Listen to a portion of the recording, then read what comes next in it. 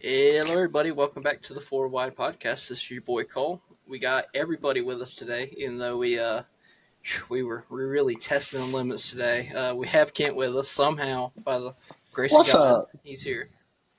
So that's great. We got we got Austin here. Assalamu alaikum. I feel like you just looked this up at this point. You're just like, well, okay, how do I say a greeting in just a wild language? Next time I'll do it.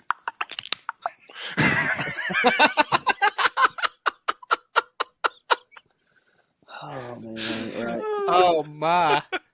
It's gonna be a fun episode, boys. And then we got Blake with us here today. Good to be back. Good to see y'all guys Yep, in the flesh, we're here. in the flesh. Yeah, so I just follow the socials at Four Wide, please. Okay, we're moving on. Homestead guys, fantastic 3 days of racing, absolutely fantastic. And of course, that started off Friday with the truck race, the Baptist Elf 200. So the purse for that was around $782,000 and 900. So I mean, basically 783,000. But whatever. 4 cautions for 22 laps. Ross Chastain actually had the fastest lap, which is not surprising given the speed that he had on the restarts. I mean, this man's just gone on the restarts, and then he would be gone in the back of the field halfway through. So let's recap the finishing positions. So we had P1. You had Kyle Larson. I mean, his best racetrack. I mean, if you were betting on anybody winning any of these races, Kyle Larson would probably be the number one pick. Um, I'm. I would think so, but other people might disagree. P2, you got Lane Riggs. Good performance by him. That's a good racetrack for him. P3, Corey Heim had the truck to win, in all honesty. If he didn't have his electrical issues, he would have won that race. P4, you had Ankrum, which was a really good finish for him, especially bouncing back after that terrible week not too long ago. Had Hamrick finish P5, Chastain P6, Garcia P7. That's a great finish for him. It's been a hot minute before he's been in the top 10. P8, we had Chandler Smith. P9, Great Infinger. P10, Honeycutt. That's another great finish for him, back-to-back weeks. Majetski, P11, got some early damage. It's a really good racetrack for him, and that damage just really put him out of the race contention. P18, Parsons, that was his first start. And then Frankie, P24. And I would say if you guys are going to a truck race and you are renting out racing electronics, you need to listen to his radio because he is absolutely hilarious. There's some clips from this week and I was just dying. So definitely check him out if you want to. I did have a question. Yes, sir. Did Lane Riggs win? No, Okay. he did not. No, he finished second though, and Kyle Larson about took him out of the whole race. About doored the frick out of him. Yeah, He did door the frick out of him, but not. I was listening to Elaine's radio at the time that he did that, and they were not happy. We'll just put it to you like that. Well, I mean, Larson went in that corner and he knew he wasn't going to clear clean, but he just kept going. So, but he caught the win, first win of the weekend for him, and honestly, in the most Larson way possible, just absolutely tripping on himself early or late in the race, and then he has to drive all the way back up the field and ends up winning it. Thankfully, I mean, in his perspective, he was kind of given a gift when Corey Heim was having his electrical issues because Corey Heim was so far ahead it wouldn't have been a contest, in all honesty. He ought to send that engine tuner a Christmas card this year. Yeah. Only thing that's come out, it was an electrical issue, and Yeah, in all honesty, this week was absolutely wild for electrical issues, which we'll talk about. Actually, Heim had the same issue, maybe not in regards to the mechanical failure in the Xfinity car, but he had an electrical issue in his car that pretty much hurt his finish. But just talk about Kyle Larson's performance, guys. I'm going to throw it to Austin first because I feel like being a super not big Hendrick fan, he'll be able to take some bias out of it, how he felt about the race. I mean, going into it, we all know who the clear favorite was to win the truck race. I mean, compared to everybody else in the field, Heim was really, in my opinion, the only other person that stood a shot against him, at least equipment-wise. But still, I mean, him wrecking like he did, and then coming back and then winning the race is the most Larson thing I've ever seen. Um, I didn't see. I completely forgot the race was on Friday night, so I didn't get to see all of it in its entirety. But I saw bits and pieces and the highlights of it. But from what I could tell, Larson was the dominant one, and for good reason. I would argue Heim was better universally because he won both stages, didn't he? Yeah, he did. I mean, and Larson was in the same zip code as him, but it kind of, which we'll get to that talking point here in a minute, but I would argue Heim definitely was probably the better truck overall, but I think Larson was the better driver, and that's just where it kind of equated out. But go ahead, Blake. Yeah, I mean, they went back and forth a little bit, and it was fun to watch, but it was before Heim's problems. I mean, you could already tell like this is his race to lose, and boy did he. I mean, now I'm glad that I mean, obviously as a Larson and Riggs fan in the Truck Series, right? I mean, I'm happy because it made for a fantastic finish. I mean, that's got to be one of the best Truck Series finishes in history. I'd say. I don't know if it's one of the best truck races in all of history, but with finishes, I mean, it was awesome. And if Larson has trouble in a race and he's able to keep racing, keep your eye out on him. That's just a good general rule of thumb. It's like I was at the Roval in 2021 where his alternator belt goes out on a road course. He comes back and wins the race. I mean, the dude just does stuff.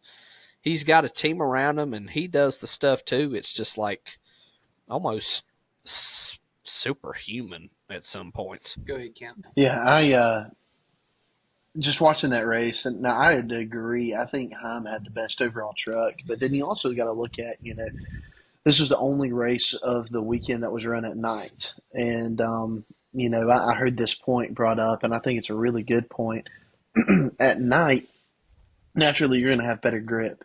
And so some of those trucks that are set up to run those inside lanes are going to be able to do so a little bit better and really kind of fend for themselves. The races that you had to be able to find the groove closest to the wall and just absolutely rip the fence, those were the races that Kyle Larson just absolutely kicked rear end in.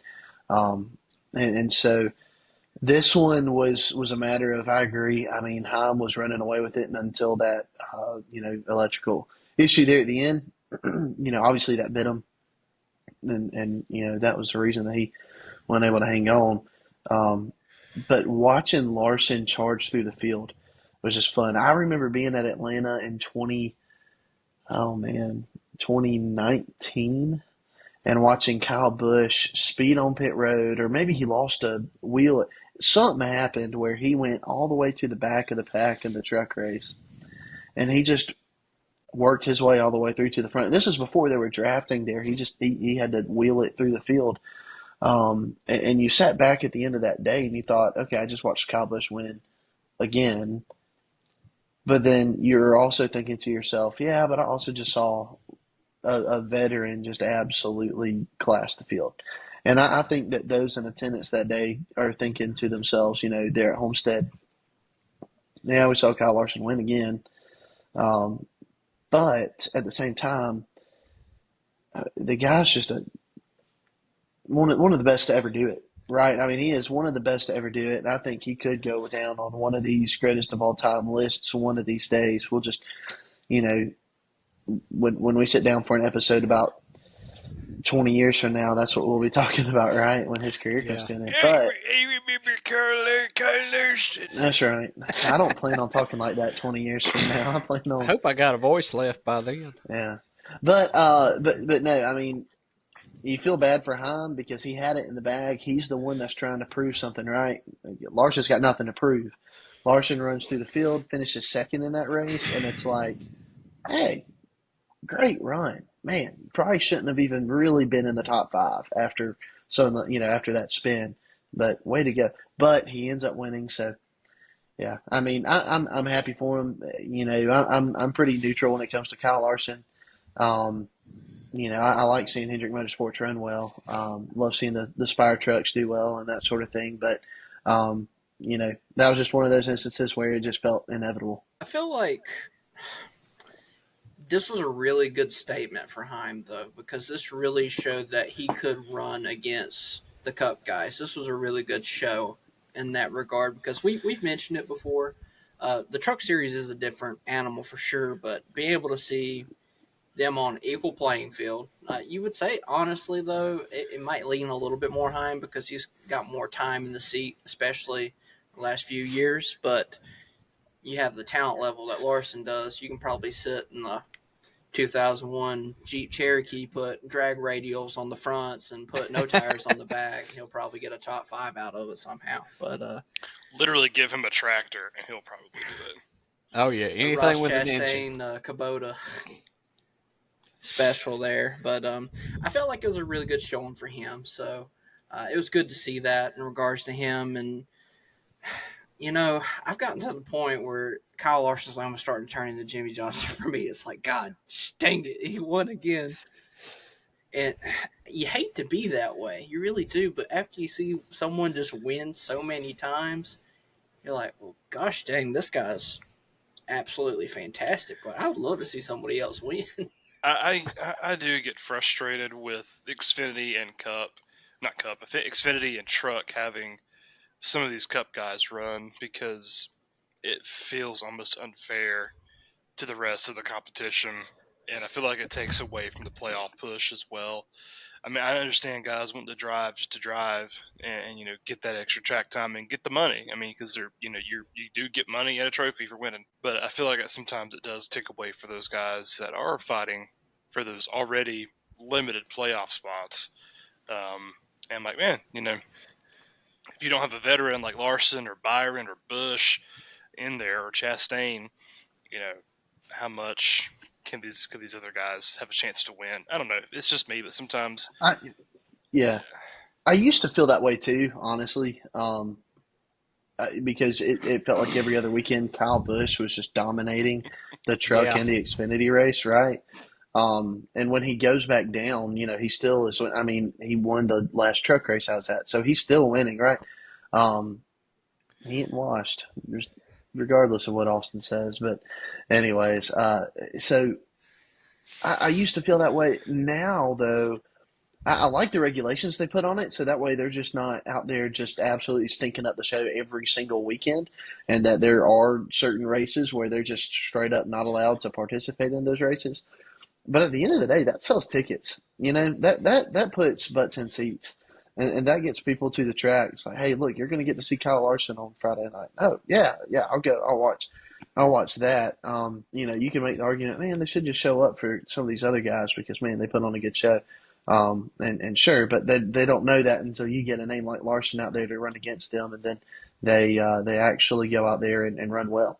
And so I don't know. I've kind of turned. I think they're doing it the right way. They don't allow them to completely stink up the whole season, but you still you get to see some of these veterans sometimes when you go on Fridays and Saturdays. I don't know. To me, it turns me off from wanting to watch it. In all honesty, because if I see Kyle Larson is running like in North Wilkesboro when Kyle Larson ran there in North Wilkesboro, we all knew who was going to win that race. It was probably going to be Kyle Larson. So that's my I thing. thought Bubba had it in the bag. I mean, I thought it was Bubba's race. To, hey, honestly though, when he pulled back to the inside of Larson there, I was like, all right, oh, okay, and then he just didn't have it, No grip But down no, I mean, there. you're right. You're right. You're like, hey, look, we're showing up to the Kyle Larson show. No, I get that for Yeah, sure. yeah. I think that's where I'm at. It's like I want to see some of these. I want to see the younger guys go at it and see an actual competitive race. But I get it. Having the big names does help. I just wish it wasn't 5 races or 3 races. Like for guys like Larson, for guys like Bush, give them one race, 1 to 2 races a year in these series. Individual, like give them 1 to 2 in truck, give them 1 to 2 in Xfinity, and that way you're not detracting away from the fight for the championship for the trucks. But you still, the drivers pick which track they want to run. I don't know. It's just maybe it's just personal preference, but it's not very entertaining for me. I feel like the teams probably have a big say in it too because, like you look at Spire, I think they've got like 2 All-Star trucks this year. They're running like McDowell for 5 races, Larson for 5 races, Byron for 5 races, just in the trucks, and that right there, you've already got, I mean, half your truck season right there. And Mm-hmm. so I think, especially, I mean, Hendrick Cars is going to sponsor a lot of this, right? But um, even like when Joey came down for the Bristol Dirt Dirt race. Truck Race, yeah, um, that it's good for these teams, I think, to have some sponsorship dollars that they might not have coming in normally. They can have some sponsorship money coming in, and that's new faces to the sport potentially. And um, I I personally like that they do 5 a year. I probably wouldn't mind if they capped it at 10, but that's just because You're a Larson growing up. fan. Well, I will say that's true, but even with the other guys like say Logano, if Hamlin wanted to run, I think just as a fan, knowing that I can, if I can't make the Cup race on a Sunday, if I can make the Truck or Xfinity Series race and pay half the money for the ticket and see the Cup guys, I feel like I'm at least getting a little bit more out of the weekend than what I would if nobody's running. My very first Bush Series race I ever attended, I can still tell you um, some of the Cup drivers that were in the field in that Bush race back in 2004. I mean, you had Matt Kenseth, who ended up winning the race. Jimmy Johnson was actually driving a car in that Oh yeah, race. Yeah, and so I mean, it was really neat to see some of these Cup guys come down and run. Um, in that race. So as a child, who wasn't going to be able to make it on Sunday, to get to see, some of these guys race on Saturday, was a really big deal. And so I think that that leaves a lasting impression for fans, and to be able to go and let's say your favorite driver, let's say Joey Logano is your favorite driver. Odds are he's probably not going to win on Sunday because he just hadn't been doing that lately. Give me a hard time. But He's he gonna shows up win in a this truck. week He's now. gonna. He's gonna win Yeah, he this is. week. I know. I cursed it. Maybe I'll pick him just so we'll ensure that he won't win. But yes, anyway, thank you. um, he'll blow up on lap 230 or something like that. But anyways, You're not salty. the other Penske driver does that, huh? Yeah, no, not Not at at all. all. But anyways, but I mean, but let's just say, regardless of who that favorite Cup driver is, you might see him race on a Sunday. Man, they finish mid pack. You show up on a Saturday or on a Friday, they're in it Yeah. for the win. And so I mean, I just think it's good entertainment, and I don't see really how it takes away from the championship. Honestly, like I mean, I know that it could take the place of it could be the difference between whether or not someone makes the playoff right with that win. Like maybe that was their shot. They had a chance to win it, and they don't get it done. But when have you ever seen any of those who made the playoffs off of a fluke win ever make a deep run in the playoffs? So it really didn't have a whole lot to do with the championship. I feel like there by the end of the season. Um, but I don't know. That's just my humble but accurate opinion. But So anyways, what you're saying no. is, But is to have a better chance to win races, Austin Dillon should go back to truck. That's what I'm hearing. I mean, precisely, yeah. Yeah. I mean, sure. absolutely. I I agree. think I think the alternative way to think about what Austin's thinking here is if you take these starts away from these drivers, Corey Haim's probably going to win 12, 13 races this year. I mean, in all honesty, because it just seems like Heim is just in a different category ballpark. Like I've said before, he's playing in like PNC while other people are playing in like the single A for the Braves stadium. I mean, that's just the other way to look at it. I'm kind of in the middle of the road. I don't mind it necessarily. The only thing I really mind it is when we're doing the Pick'em series, and I'm like, well, the first three picks is going to be Larson, Byron, and Ross Chastain. I mean, because you're they're not running the next week after, so you have no reason not to pick them. But that's just Yeah. that's just my disregard for I, that. I will say it's not. I mean, Kyle Busch's record across all three series is never going to be touched again, as long as the rules stay the way they are. Because Yeah, that's true. no one is going to touch that record because now they've placed a cap because of Kyle. Pretty much, they have placed a cap on how many times cup drivers can come down into the lower series. Yeah. Well, if they're making rules to prevent something happening again, like Ross Chastain's wall ride or something like that. That bell broke. Yeah, 100%.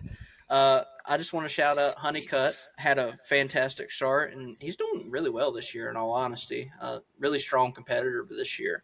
So it's been really good to see him. And also to shout out the driver's broadcast for the truck race. That's always a fun ordeal, just seeing the drivers. And honestly, it shows a different avenue for drivers whenever they get to the point of retiring, because some people go into teamwork, doing spotters. There's former drivers that spot and work on the engineering side. Some become crew chiefs. That's kind of a rarity most of the time.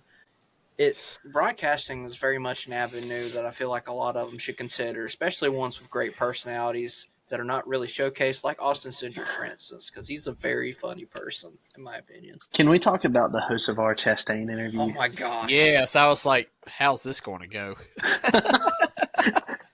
Like, How you feeling about like, this race? A whole lot safer that you have a microphone in your hand instead of a steering wheel.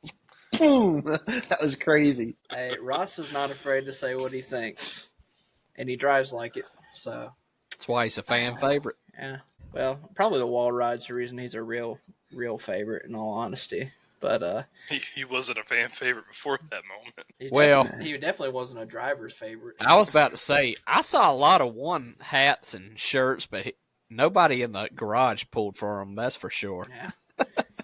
So we'll move on to the Xfinity series. So this is the Hard Rock Bet 300.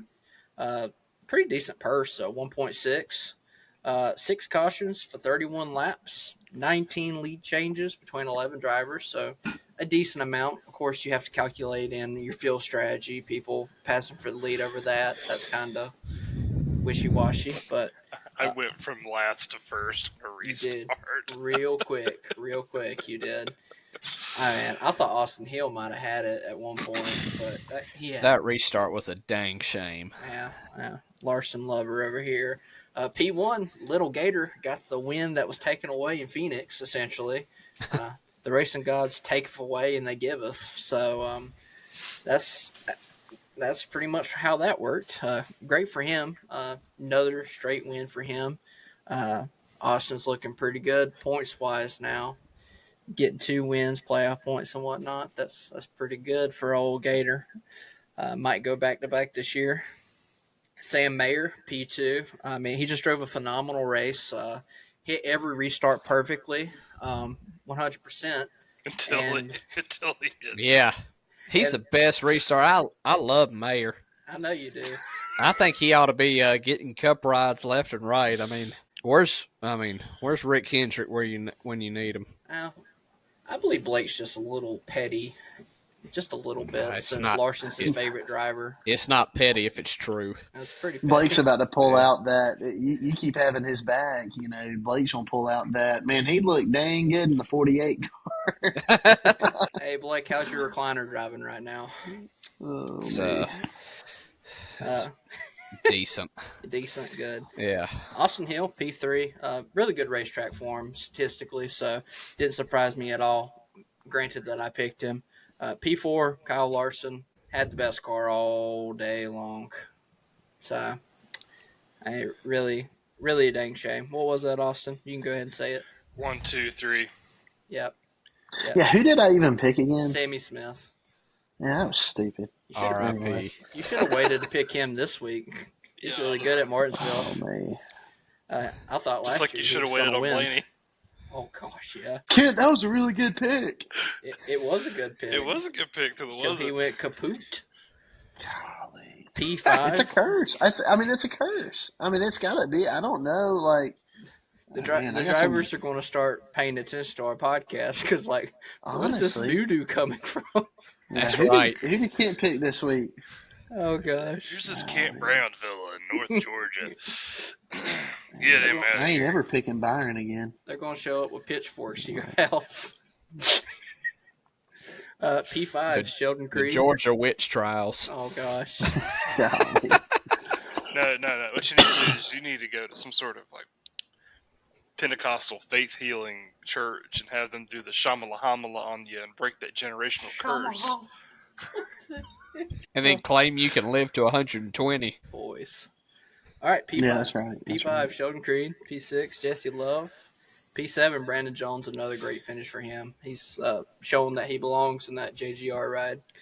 P8, Sanchez, another fantastic finish for Sanchez. Daniel Dye with P9. That was good to see him get in the top 10. He's been just knocking on the back door here lately of those top 10s consistently. Knocking at the back door. Oh, boy. P10, you got Quapple. That was a surprising finish for him, so that was a pretty nice finish. P11, you got Harrison Burton. Butter. Butterbean. Harrison Burton, another good finish for him. Doing great in points, in all honesty. So, P12, Zilich. I mean, okay day. I mean, you'd like to see a little bit more from him, but he's still learning as he goes. P13 had Thompson get a top 15. That was really cool to see. And then your pole sitter, Gray, P23, got caught in an incident kind of towards the end of the race that messed his day up. But that was a strong car universally all day in the top 10. So, but some driver issues. Well, not more mechanical issues. You had Matty D and Heim both have electrical issues, and that pretty much ruined both their days. And Eckes actually had an engine blowout, just like Blaney did. We'll get to it. But just you hate to see it, but you honestly love to see it in the other regard because this is such a rarity. It really is. As a driver and a team, you would be pissed about it for sure. But as a fan, I mean, you haven't seen these in a long time. So it's showing maybe that the teams are really experiment with the boundaries of everything and trying to play with stuff and see if they can get the maximum amount of effort and whatnot. But I guess the first talking point we can really talk about is Little Gator still in one. I mean, in all honesty, this is Kyle Larson's, 2 stage wins, dominant car, was in a whole different continent. He was racing in, like, Ethiopia while we were here in the United States. He was gone. And Lapped up to P6. yep. Yeah. And then Gray got turned around. It was Harrison Burton or somebody that he got loose underneath them, and then Burton was there. But I think it was Taylor Gray. yeah, it was a Dex Imaging Yeah. car, I'm pretty sure. So I thought it was Burton. Dex Imaging Hello. would be Burton. Yeah. Yeah, I thought it was Gray, but yes. Well, Gray's some the one that wrecked. Yeah. some non-driving flunky wrecked. We know that much. Oh, Yeah. he literally was the pole sitter. Ah, well. Like, come on, man. But let's just talk about. Blind squirrel gets a nut every once in a while. Well, you would know. So Inside joke. a singular one at that. But Kent, talk to us about Justin Allgaier's finish and how he was able to steal one. Can't believe he said that. Man, It's got to get edited. y'all are I'm gonna have leaving some that fun sucker in. editing this. Oh, I'm not editing that. Oh my word, Blake's getting outed over here.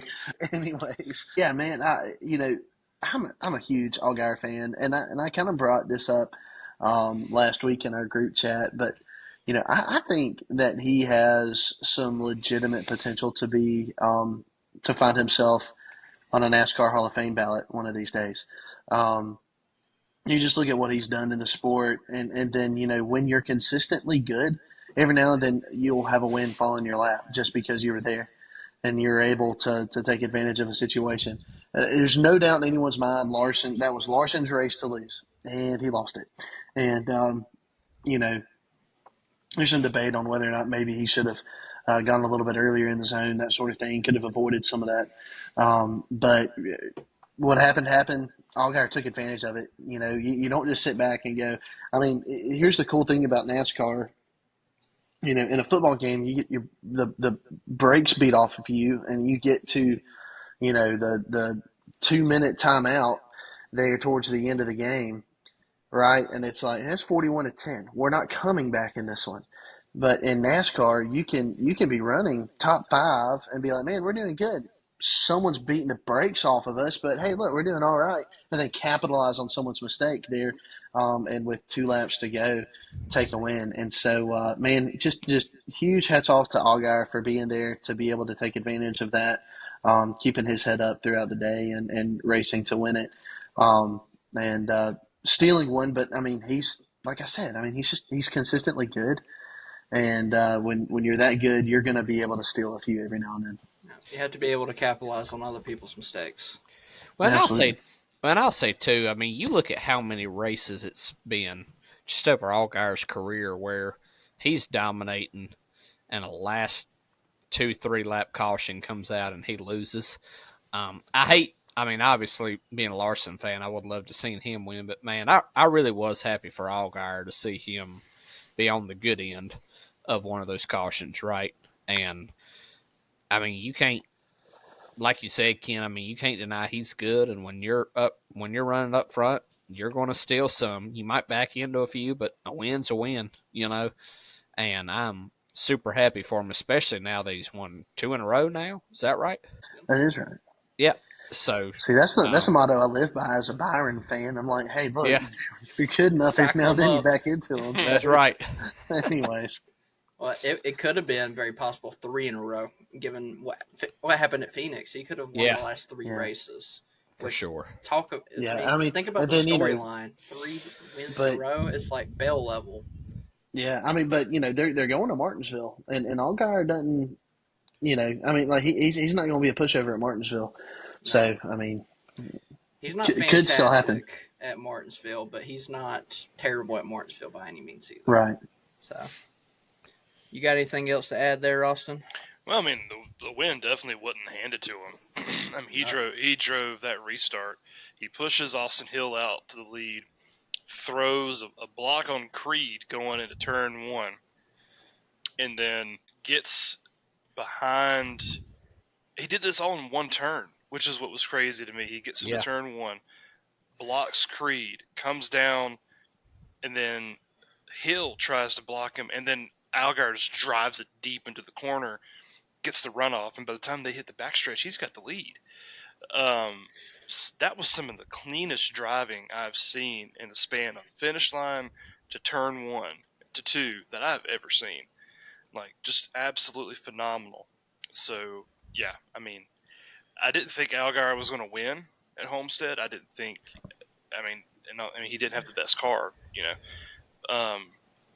but he was opportunistic for sure, and he proved he was a wheel man when it mattered. So, Well, Allgaier's had enough of them get away from him that it's good to see him work on the other end of it. So, uh, like last year, gosh, there's so many last year he could have won that he ended up either penalties or freak accidents or just all kinds of stuff happening. So, he was really good at Charlotte last year, wasn't he, Blake? The race that we were at, he was fairly decent at that race, I believe, and something ended up happening to him, got in a wreck or something, and it yeah, was maybe a wreck or something. I know it was. I think him and Kyle Busch and Chase Elliott. They were kind of they were kind of battling out there for a little bit, and yeah, he was very good. yeah. So Larson, like we said, dominated the entire race, and essentially that last restart, either it's a mixture if he didn't go, Mayer went too fast. Mayer straight up said that he jumped it 100%, or he was right on him and did what Larson said in his interview. His back tires were just, there was nothing there. They weren't connecting.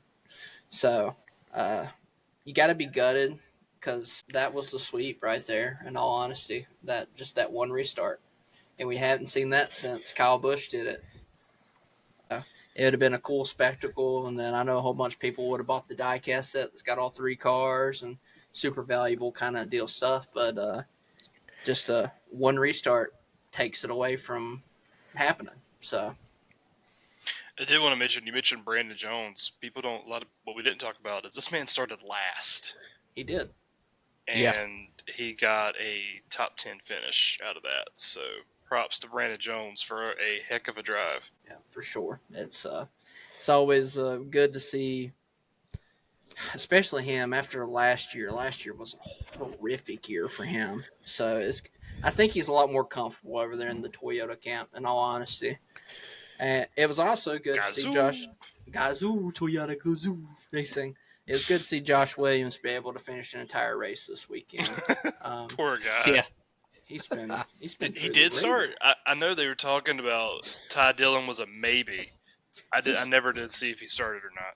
Ty Dillon did the practice and qualifying for that car, and Okay. Josh Williams did the entirety of the race. So there was no swapping in and out. So it was good to see him up and about and doing what he needed to do to be able to get just to finish the race, because that's a milestone, especially when you're fighting something as crude as that. It's no fun for sure. Also, Allgaier had the fastest lap, so that extra point will be able to be banked towards his already increasing amount of points for the year. So setting him up for a good run in the playoffs. So we're going to move on to Cup. We got the Straight Talk 400. 27 lead changes between 9 drivers, only 4 cautions, so 2 on-track cautions and 2 stage breaks for 27 laps. I wrote 277 laps on this document. Of course, that is correct. This race went really long for those cautions. Bubba had the fastest lap of the whole entirety of the race, so that's a good point for him, especially being, I think he's mid-pack points-wise. He's towards the later end, but, I mean, he keeps running like he did this weekend. He's not going to have to worry about it. He's going to run into a win. So we obviously mentioned that the sweep could have happened. So Homestead Cup race, Larson was your winner of that race.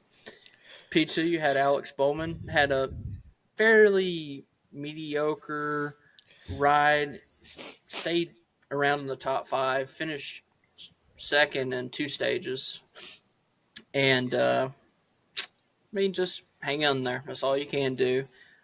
Points wise, Hendricks looking good.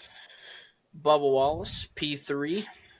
I mean, if you would have told me out of the 2311 camp Bubba was going to finish in front of Reddick, I would have just been absolutely just gassed. For real. Like, what is going on here? Yeah. Chase Briscoe, P4, good rebound for them, especially given that they just had a horrific start to the year. Not necessarily to their credit, but P5, Denny Hamlin. I mean, finally, right? You see Denny being where he belongs. Some would say that sponsorship was a shot in the arm for him. You know, it's seemed like it's been a while since I've seen him in the top 10 finishing wise. He's got that flow. Yeah, he's got that flow, progressive racing. And then P6, Chris Buescher. I swear this man's in the top 10 every week. It's at the end of the race, there he is. AJ Allmendinger, P7. Great finish for him. Homestead's now he's the leader of the statistic of average finish. Of course, with Blaney's problems, that kind of handed that over to him.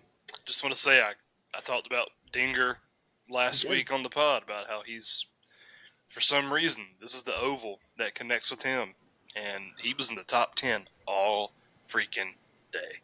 He sure was, man. And then P8, we had Tyler Reddick.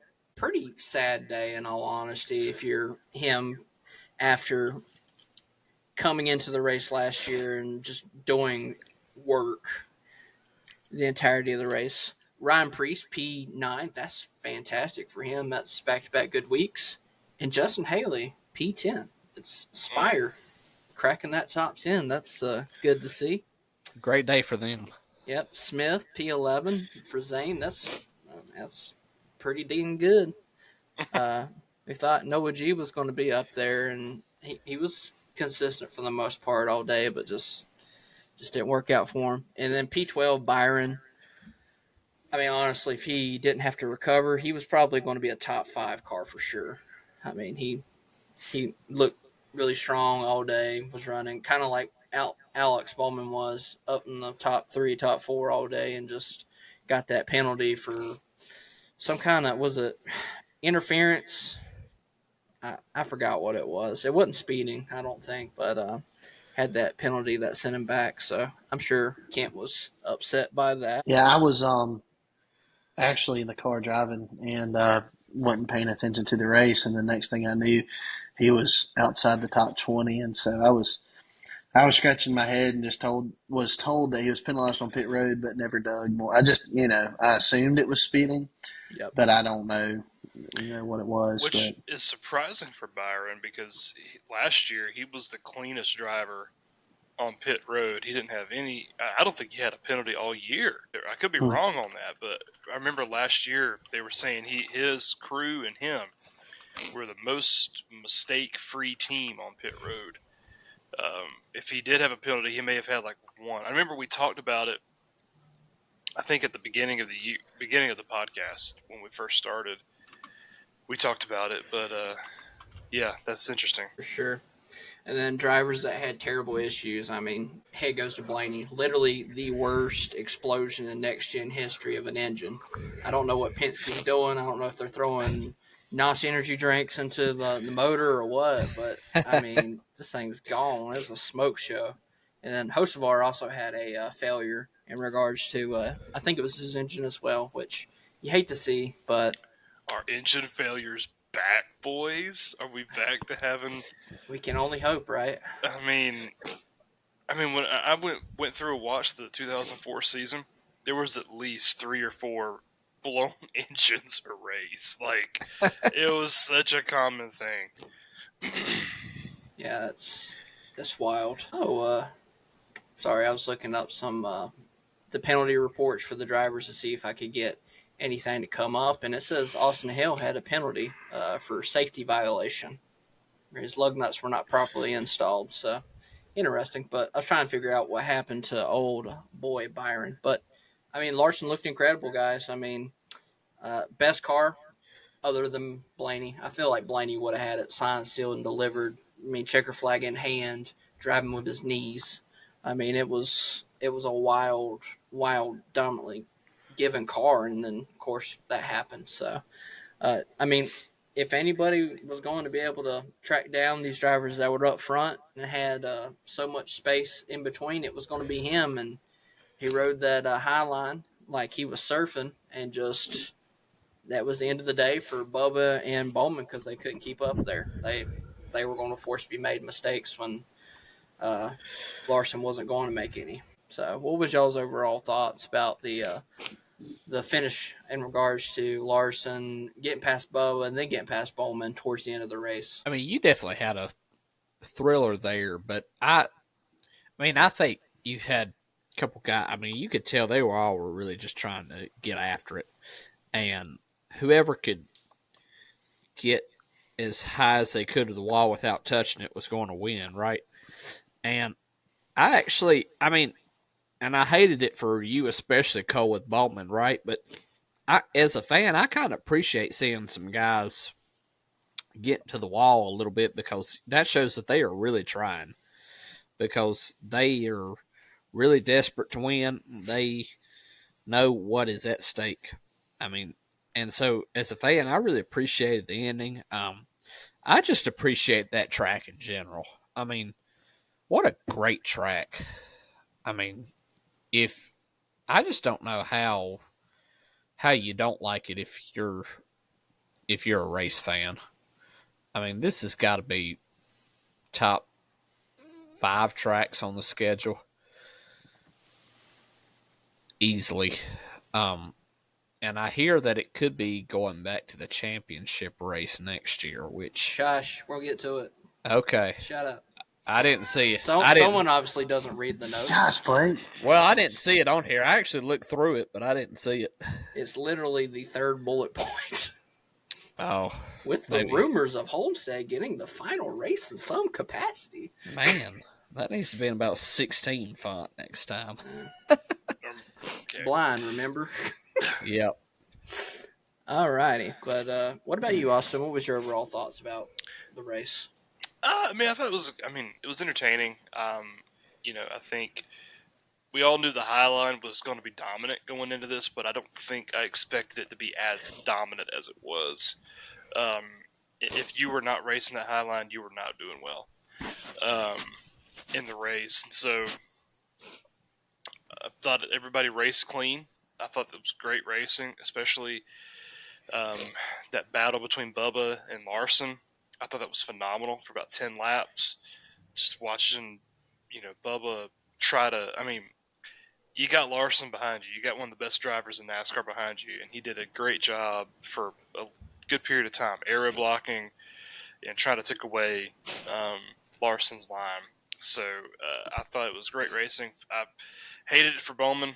Usually Larson's the one who runs out of talent at the end sometimes, but Bowman just choked it there and got sucked up into that magnetic field, which is the Homestead wall, and lucky Larson didn't slam into the back of him. Like Gregson did with that lap car that year at Xfinity. Forgot about that. Yeah. Overall, though, I thought it was a good race. I thought it was one of the better races of the year we've had.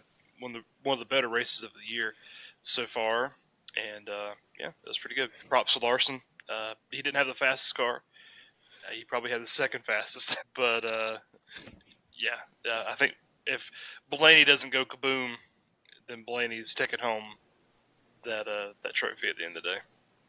I mean, it's kind of heartbreaking for him because that's 2 wins that should have been his. One from driver error, you would say, not blocking the correct lane, and then this one being, of course, an engine failure, so it was out of his hands. But you hate to see it, but also you love to see it.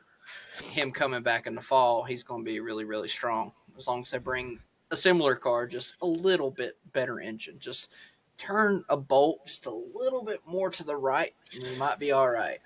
But what about you, Kent? What was your overall thoughts of the weekend in regards to the Yeah, cars? I agree with Austin. I don't think Larson had the best car. But I think I think that there's a chance that Larson might have had the third or fourth best car. I think there's a case for Bubba and Bowman having a better car, and I think that's where driver skill just came into play and just absolutely took over. Um, I just I don't know. You would see on restarts and stuff like that. Stuff would happen to Larson. He'd have to kind of race his way back up through there and get a lead back and that sort of thing.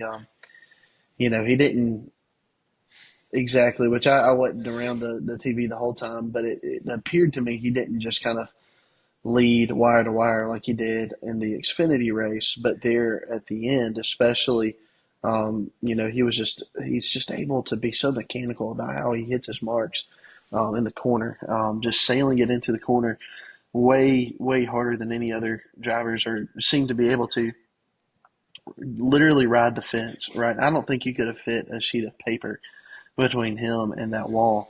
Um, and so I think, we just saw Kyle Larson be Kyle Larson. I think he just put on that Superman cape and won. I think, how many laps to go was it when Bowman got into the fence? Like 5, 6. I don't know. I was Yeah, pacing. I couldn't watch. I was going in and yeah, out, looking at the TV, and then I was like, "Yeah, I can't watch this." yeah. No, I get that way too. And so I think, honestly, Bowman's car was probably good enough to where if he doesn't do that, I think he could have probably held him off for a few more laps unless Larson took matters into his own hands. Um, but I just think that you saw the most talented guy at this track for the style of racing that you have to be able to drive to succeed, win. And I think it was a big statement win for him to just be able to, say, all right, I've had some tough luck earlier in the season. Probably should have already won a race or two, to this point, but now, I'm here and I ain't going anywhere. So it is. I mean, you come into the weekend, if you didn't pick Larson for whatever reason, you wonder why you wouldn't pick him. I mean, it's just he just absolutely looked fantastic, set sail, and he was gone. So Glad I picked him.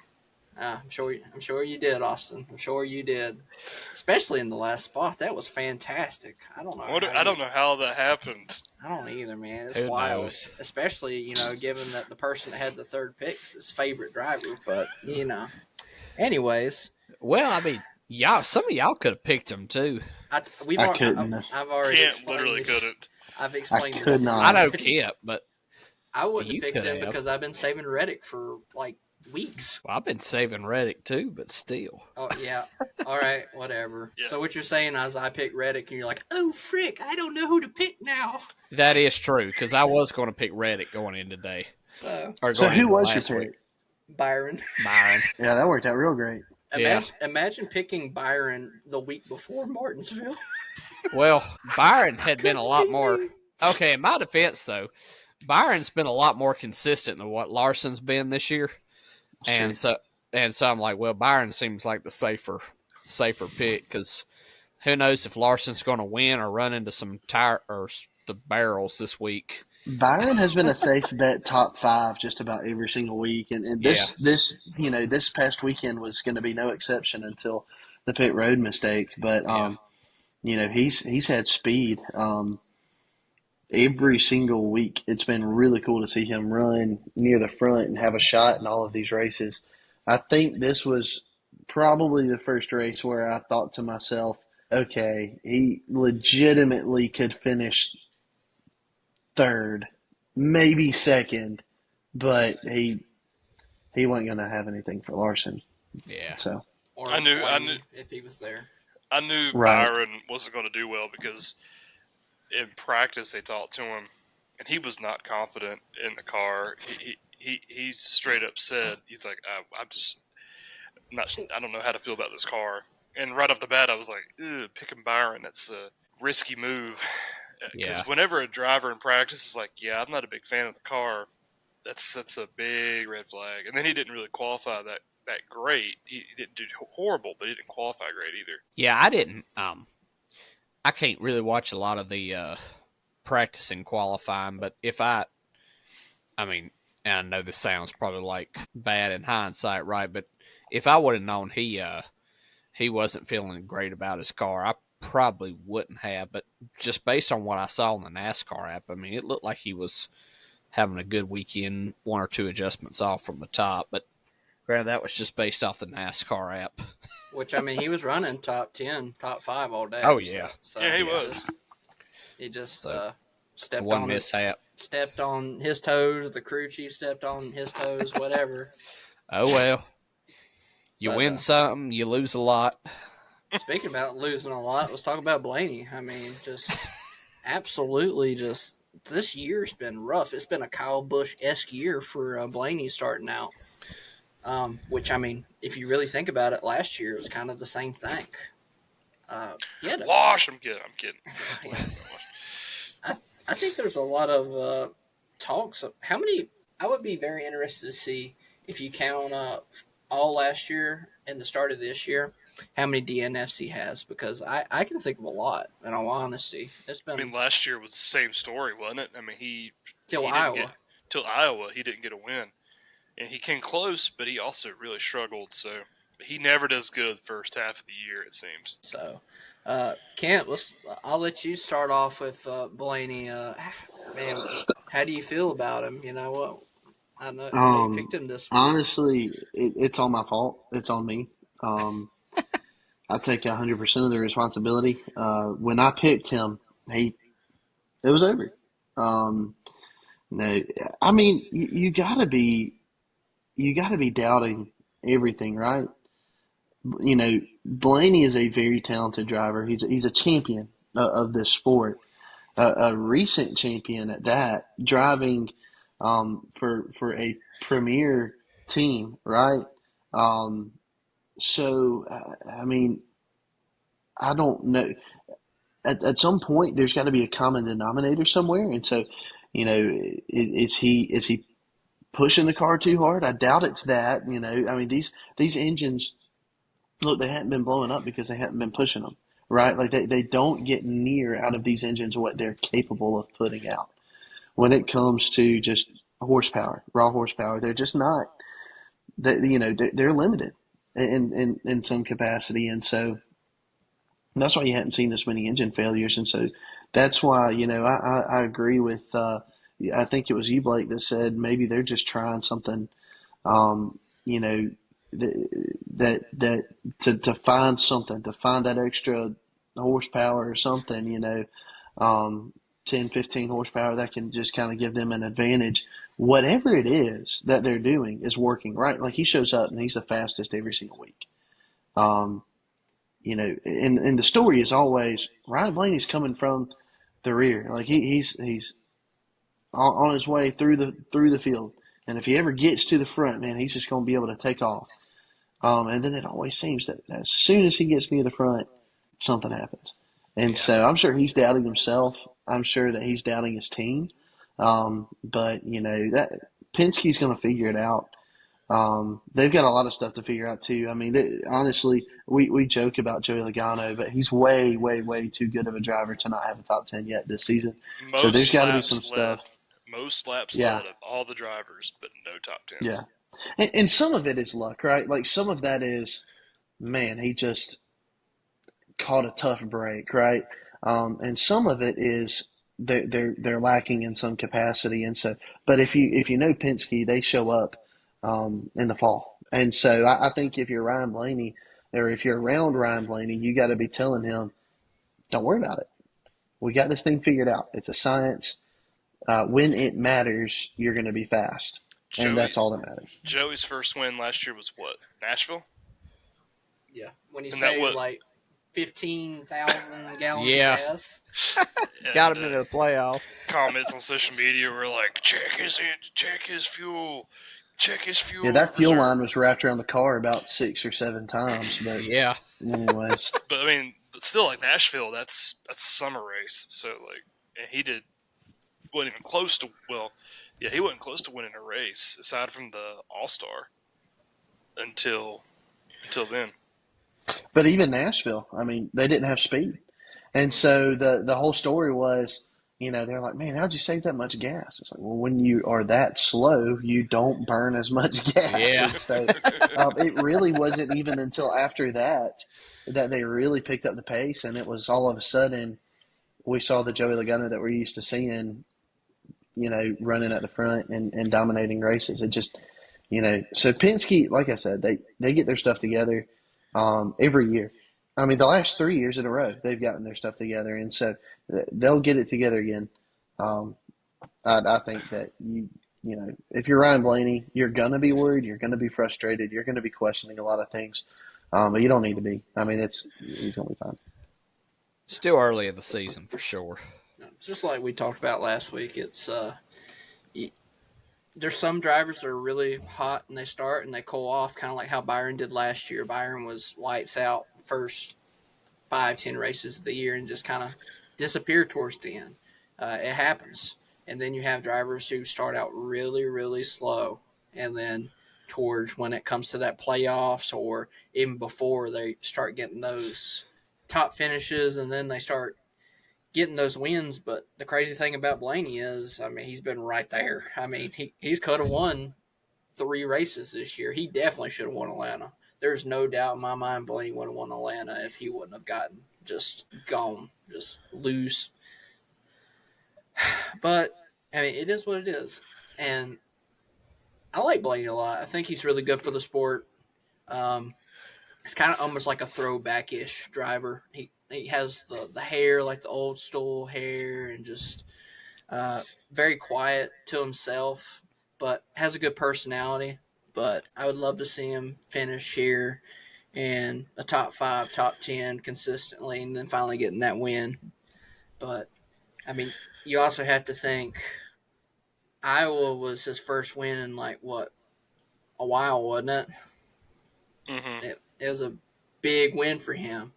So I also picked him this year in the championship, so I have a little bit of stake in that. So a last talking point, since Blake's already leaked what it is, uh, Homestead has been talked about getting that final race, maybe in a rotational kind of deal, or just getting the final race for the championship. It's been at Phoenix the last few years.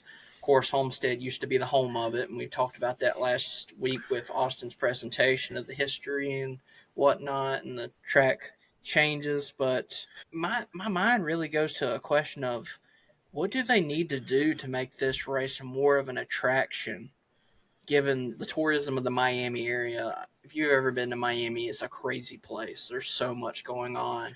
Um, and when I think of Miami, of course, the racing's fantastic, but it's not a town that really revolves around the racing in regards to NASCAR. So, what can NASCAR do if they are going to bring it back to this championship capacity? What can they do to be able to put butts in seats? Because even the Cup race this weekend, it was very noticeable how many seats were empty. And of course, you could say it's size and you take seats out, whatever. But what else could they do? I mean, all in all honesty, it's a tough question. I mean, sports in Miami struggle in general. I mean, you look at the Marlins, they suck, and their stadium is never full. I guarantee you, even with opening week coming up with MLB, I guarantee you that stadium will not be close to sold out. The Miami Dolphins, they struggle to fill. They're an NFL team, you know, and they're a good NFL team, and they struggle to fill that Hard Rock Stadium. Miami Hurricanes were a top 10 team this year in college football. Still struggle to fill the stadium. Uh, Um, it's just something about Miami. The other Florida teams do fine, especially the Tampa Bay Buccaneers do well. The Florida Panthers hockey team in Orlando does phenomenal. In fact, their team won the NHL Stanley Cup last year. The Tampa Bay Lightning, they have a terrific, one of the best home crowds in the NHL in Florida. So, what is it about Miami? Is it because it's such a touristy destination that can be kind of bougie at times as well? Because Formula One doesn't struggle with their Miami race. It's a sellout every year. I actually had an advertisement pop up today. It said tickets are selling fast. Get your tickets now for the Formula One Grand Prix in Miami. They don't have any trouble, putting butts in seats. What is it about some of these sports, including, I mean, is it the location of the track? Because it's not technically in Miami. Technically, it's in Homestead. It's close to Miami, but technically, it's in a suburb town, I saw it's almost how about the race were. 45 minutes from Miami, actually. Yeah, Yeah. it's like with the Tampa Bay Rays before their stadium got destroyed. They're in St. Pete. They're not in Tampa Bay. They're in St. Pete. So I wonder if is it a location issue. Um, I don't know. I don't know what it takes, but So Miami in general just struggles. consider this, Atlanta Motor Speedway. Hmm. Where are the fans coming from to watch races in Atlanta? Well, they're coming from all over the state of Georgia, right? Like Atlanta is pretty, it's kind of in the midwestern part of the state, and so I mean um, but it's kind of central. It's sort of central. It's near Atlanta, but it's not too close to Atlanta. You Preach. can avoid Atlanta if you want to, but it pulls some from Atlanta, but the majority of your crowd is not coming from Atlanta. It's coming from all over the state of Georgia. And then you also look at, all right, they're coming from Tennessee. So you've got a crowd that lives around, like, especially like the Chattanooga, Nashville area. Like, they come down to Atlanta Motor Speedway. All right, now you're also pulling from Alabama. You're pulling from around Talladega. You're pulling from around Tuscaloosa. You're pulling from around these places that are coming in and that are watching this race at Atlanta Motor Speedway. You're also pulling from Charlotte, right? Just And just South two and a Carolina. half hours up the interstate, and South Carolina. You've got Greenville, South Carolina, just right up the interstate. You've got Charlotte, North Carolina, just right up the interstate. and so you're pulling. I just listed, counting Georgia, you've got one, two, three, four, five different states that you're probably pulling from pretty heavily for Atlanta Motor Speedway. Miami, unless you are getting on a plane and you are flying to the southernmost tip of the state of Florida, you're really only drawing from one state as far as those who are driving to the track. Yeah. And so everyone else, it's a destination. It's a destination race. And so NASCAR fans aren't typically thinking to themselves, oh, well, let's go to. Now they'll sit there and they'll go, man, Miami's some of the best racing. If I didn't live 16 hours from the track, I would be there. I wanted to And go so I this just, year. I wanted to go yeah, this year, but I looked at the distance and I was like, no, there's no way I can do yeah, that. yeah. Well, I mean, yeah. So I think it's just location. It's Miami pulls from Miami, it pulls from, Orlando. But I mean, really, you get beyond that, you're talking about, you know, 5, 6, 7, 8 hour drives for fans, even driving from other parts of Florida. And so, yeah, yeah. I wonder if, I mean, this wasn't the case past few years, but I wonder if for this year, like, the Daytona 500 was really only a month ago, right? And so if you're going to go fly to see a race like Cole and I did, you're obviously going to mm, go to Daytona. If you're willing to fly somewhere, it's going to be for the biggest race of the year, right? So I almost wonder too, like with it being that close to the 500 in Florida, it's like if you're going to go to Florida to see a race at the first of the year, it's going to be the 500, right? So I wonder if that might impact maybe some of your um, really kind of hardcore fans who'd be willing to fork out 200-300 bucks on a plane ticket there just to see it, but they already did it for Daytona. Hear me out on this. I know people. I know a lot of people want Homestead to hold the race back, but if Homestead is the championship destination, would people be more willing to make that extra trip I for think so. the championship race? That's kind of what I've been thinking, because it's like, I mean Phoenix. I mean, I don't know. I know NASCAR doesn't have a huge West Coast presence, but even then, Phoenix still pulls a good crowd. It does. So I just wonder, because I just wonder if the championship race was in Miami, would people be more willing to fork out the money to make that trip happen?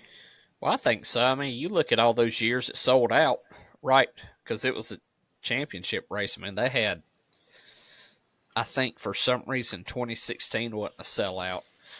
But you look from, it's, and I'm thinking just from the modern playoffs era with the chase and this round of eliminations. I remember 2014 was a sellout. 2015, for some reason, I don't think 2016 was, but 2017 definitely was because that was Dale Jr.'s last race. Even 2018 and 2019 were. And that was also the era where a lot of people really started backing out of watching NASCAR for a majority. And it was still selling out for the championship race. So I think it would. I mean, heck, Cole and I were even talking 4 or 5 months ago, like, hey, we ought to try to fly out to Phoenix one year if it's the championship. But that's because it was the championship, right? Um, I hear great things about the facility, but I mean, Yeah. I almost did one year. There were a couple work scheduling things, but I almost flew out to see a friend in the Phoenix area.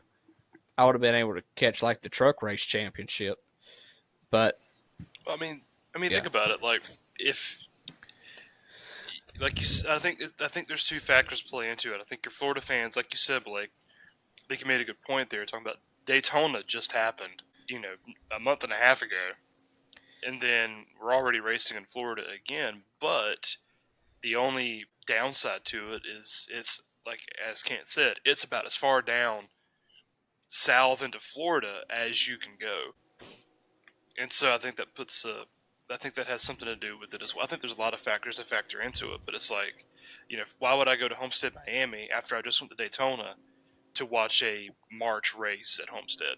Well, I think too. I mean, you look at a lot of your core NASCAR crowd. I mean, I love to fly. I don't mind paying a little. I don't mind paying 200 extra bucks if it saves 24 hours round trip personally. But is your typical NASCAR fan going to want to do that? Nope. Probably not. No. So, I mean, I would have no problem if I could schedule it and I could fly down with work. I mean, I would, but I mean, if you can go to the 500 though, why would you not go to the 500? Mm-hmm. And I will say that's even if even if you could fly, that 500 is not a cheap race to go to. Your average ticket just in the first tier, you're looking your lower seats are about 120, higher level of section or the first section, you're looking at 170 to 180 a ticket. And then up high, you're looking at 250 a ticket easily.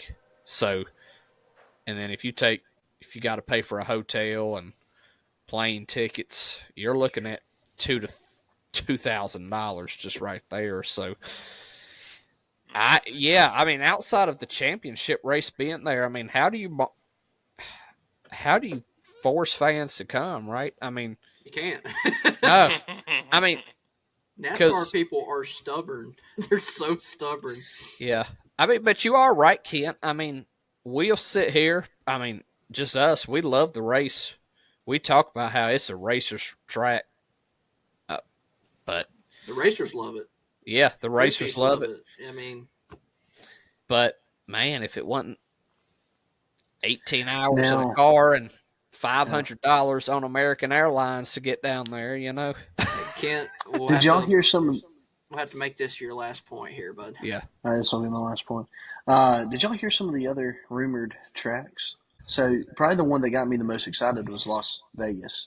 And Yeah. you say, man, that's way out there on the West Coast, but obviously it's better racing than Phoenix. There's a lot for fans to be able to go and do out there. Um, maybe nothing for some of us pastors to do out there, but anyways, but Not with still, that there's attitude. high, but high entertainment value, right? There's a lot to do, a lot of attractions, a lot of pull for fans.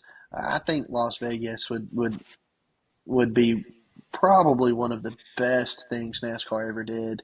By I'm not saying put it there permanently, but saying, hey, look, we're gonna include it in a rotation of 3 or 4 tracks that host the As long as championship. it's not Texas, I'm fine. I don't Agreed. think it'll be Texas. Wait, you don't No. want it at Coda? I'm sorry. I'm down with that. Yeah, I'm sure you are. But I think the thing that really hurts Miami overall is just the race itself. Even if it is the championship race, it's not going to hold that prestigious like the Southern 500. It's not going to hold, the Cookout 400 or whatever. It doesn't have no name value to it. It's just Homestead, and that's it. Phoenix, in its own way, it's really developed its own characterization around this, but Homestead never really had it when it was at that track. So that's going to be, I'd say that's the last point we can make because we got to get booking. But it's a good conversation. Ultimately, it's going to come up when we talk about it when they go back. So, especially with all the drama and stuff. But we're going to set you up for this week. We're going to Martinsville, especially me and Blake. We'll actually be at the track probably all 3 days. Yeah, I can. I'll be there all 3 days. I definitely will. So, yep. So trucks, the Boys and Girls Club of the Blue Ridge 200. There's a whole Lawless Allen's back, baby. Number 1. It's going to be great. Number 2 has not been decided yet, but that will be another ride that's going to be a driver that you wouldn't necessarily expect. The 07 William Byron. It's a great racetrack for him. That's what I hear. Yeah, especially, yeah. Number 7, Corey Day. That's another start for him, and might be a racetrack that he might actually be really good at, especially given his background in dirt track racing and whatnot. Can't really ride the high line, but he knows how to scoot it in there on that cushion on the bottom. So, what? What are you laughing at? You're just saying it so well, man. Cushion, Cushion, cushion. the Uh, phonetics. Yeah, number 20. Number 20. See, now you got me screwed up. Freak you. You're Number welcome. 22, Alan Waller. Number 44, Matt Gold. Number 66, Luke Baldwin. Number 67, Ryan Roulette. What a name. I love that name. That's a marketing name I've ever heard it. Ryan Roulette. And then the 84, Patrick's, good lord, Staropoli. And he's actually a retina surgeon. That's what he does full time. Oh, He works what? a retina, like the eyes. He does Oh, eye surgery, yeah.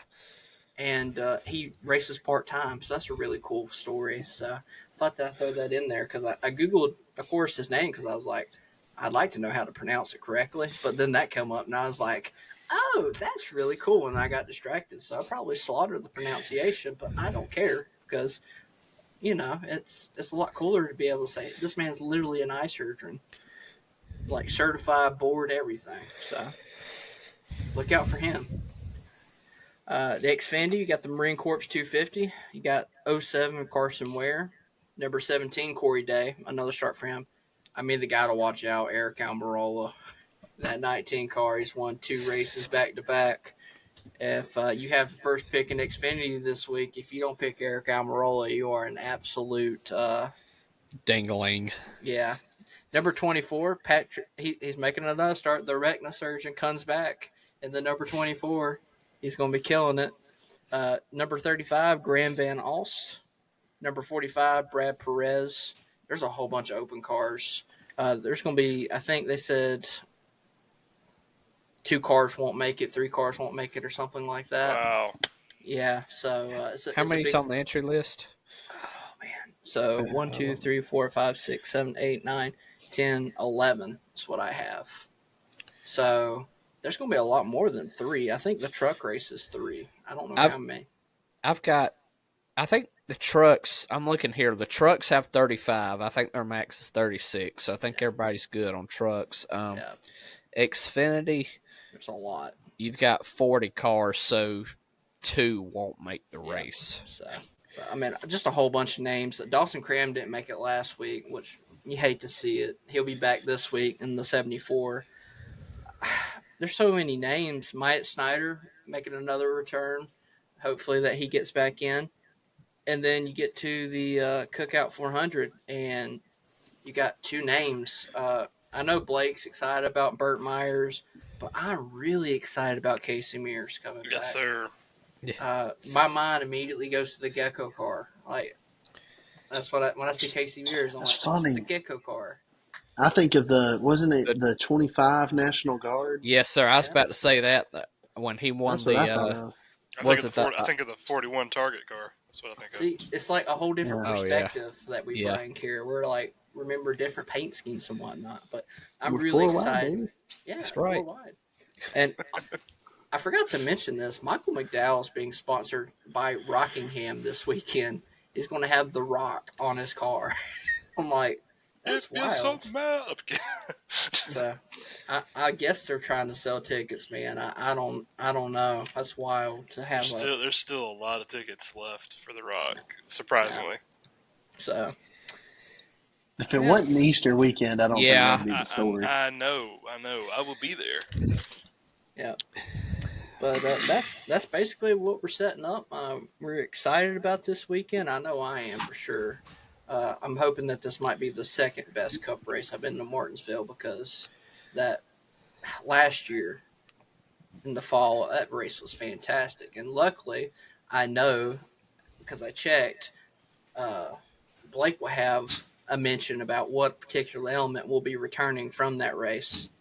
But we're going to throw it to Kent with the old history check and see what he wants to talk about today. Yeah, so Martinsville is probably one of my favorite tracks on the circuit. And I finally got to go in 2021. Allie and I went and saw Josh Berry win his first Xfinity Series race there. Had to go 2 days. We went on Saturday, and then or was it Friday night? Either way, it rains out, and then they end up racing before the Cup race that Sunday morning. And so we went back, watched the end. Um, it was a really special time, really cool venue. When I think, and I think when anyone thinks of Martinsville, you got to think of Hendrick Motorsports and the dominance that they've had on that track. But as dominant as they have been, they've had some of the highest of highs at this track from winning their, first ever race, right? The first ever race for the organization they win at Martinsville, to, losing several family members and loved ones on a plane that never landed in Martinsville in 2004. And so it's actually, so my very first, I was talking about this already in this episode, but my very first race I ever went to was the following weekend at Atlanta. And when those Hendrick cars took the track, there was man, it was quiet. I mean, obviously the cars were loud, but I mean the fans just kind of you know just observing. It was quiet, but one thing that always stood out to me, um, Jimmy Johnson wins that race in 2004, if y'all remember, and then he ended up winning again. He won Atlanta the following weekend. But he wins the race in 2004 at Martinsville, and they come over the radio immediately, and they say, hey, bring it back down pit road. Don't celebrate. We've got to get all the Hendrick drivers together. We got to talk. And then that's when the broadcast let everyone know what had happened, that they had lost communication with that plane. And it's just this eerie feeling. And now I don't know how many of y'all knew this. And part of the reason that they would have made sure that they grabbed Jimmy Johnson to tell him in person quickly the whole story, his wife was supposed to be on that plane. Her name, I believe, was on the charter for the flight. She was supposed to be on that flight, and so when he would have heard the news of the plane going down, that would have been his first thought. And so they had to make sure that he knew, hey, she was sick. She did not get on that airplane. Wow. And so just crazy, events. It was still obviously just a tragic day with everyone that was lost. Ricky Hendrick, among just so many others that were lost. That made it just such a heartbreaking day for the whole Hendrick organization, the family, and everything. But it's cool to see how they have been able to go back to this track and have so much success, right? I mean, you look at Jimmy Johnson just absolutely wore everyone out at that track. Jimmy Johnson did that. Jeff Gordon absolutely wore everyone out at that track, capturing his final Cup Series win there in 2015. Thank you, Matt Kenseth. The story wrote itself, baby.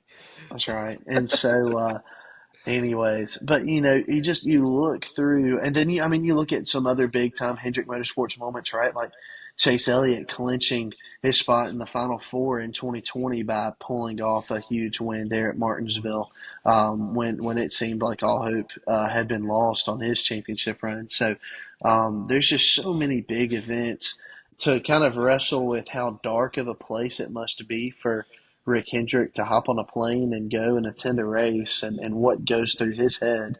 But then for him to find himself celebrating in victory lane more often than not, it seems like. It's just a really, really neat thing. So I don't know about y'all, but obviously I'm biased, but I'm hoping that they're celebrating another Hendrick Motorsports victory this weekend. Um, either with the driver that I picked to win, or William Byron winning, regardless of who gets the job done. But I'm excited to see some good racing, and it'll be cool to see what the next chapter for Hendrick Motorsports at Martinsville is going to be. I hear you on that. Austin, will throw it to you, which this is, I mean, a fairly easy topic, you would think, in regards, because when you think of the paperclip, it's the paperclip, and it's not made a ton of changes, but I'm sure you got a few things in store for us. So. For sure. Martinsville, it's one of the most legendary NASCAR tracks on the circuit. As you said, Cole, it's the paperclip. Martinsville is a half-mile track in Virginia, and it is worthy of 2 spots on the NASCAR calendar, one in the regular season and one in the playoffs. And the track annually hosts the NASCAR Cup Series races in spring and the fall. They do the Xfinity Series, the Truck Series, and they even do a couple other things as well. They do the NASCAR Wellen Modified Series race in the spring, and the Valley Star Credit Union 300, which is NASCAR's biggest, richest, and most prestigious late model stock car race. Cars have been running on this track since 1948, when it was originally a dirt track.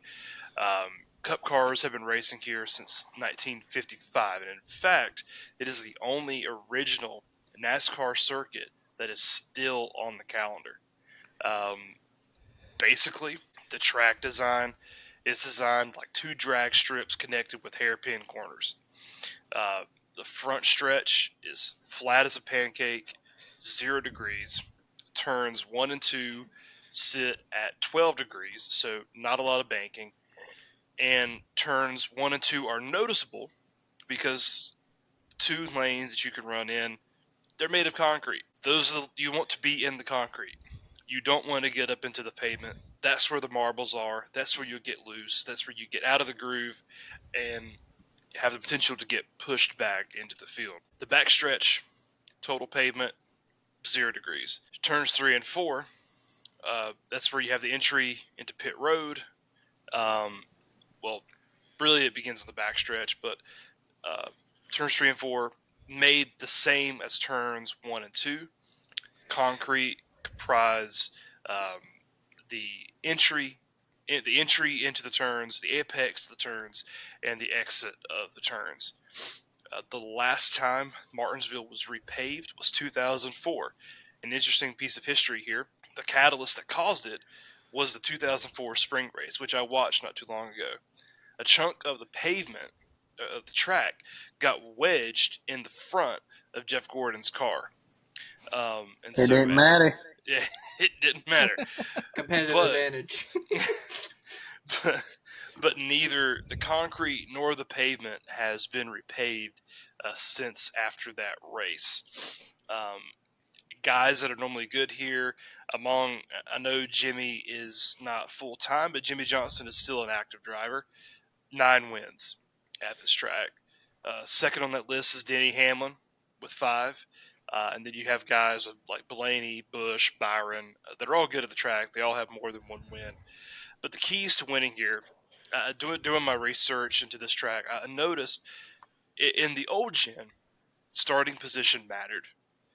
If you weren't inside the top 10 in qualifying, you weren't winning the race. But in the next gen, starting position isn't important. The last 5 races, the winner has come from outside the top 10. And 3 of those 5 have come outside the top 15. There has not been a winner from the starting front row at Martinsville since 2013, and that was done by none other than Jimmy Johnson. So, does the streak break this year? I mean, it's hard to say. The trends seem to think that starting outside the top 10 is a key to winning in a sense, but the key to win is to survive. Granted, this is not a 500-lap race like we'll see in the fall, but still, it's 400 laps. Can your car hold up to the beating and the banging? Can you keep your cool from getting hit all the time? And can your car make the most of the limited passing opportunities that you will have?